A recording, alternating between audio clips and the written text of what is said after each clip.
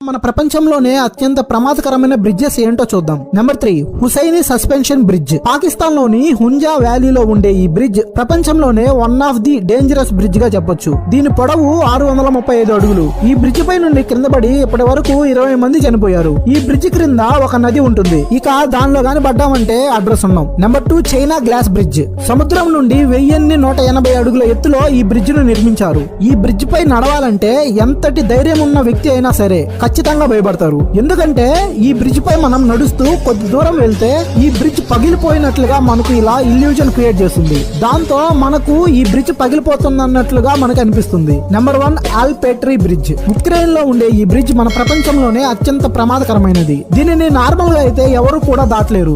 ఇలాంటి ఒక తాడు సహాయంతో ఉంటేనే గానీ ఈ బ్రిడ్జ్ దాటలేరు. దీని యొక్క లెంత్ 45 మీటర్లు ఉంటుంది. అండ్ ఈ బ్రిడ్జ్ సీ లెవెల్ తో పోలిస్తే 1200 మీటర్ల ఎత్తులో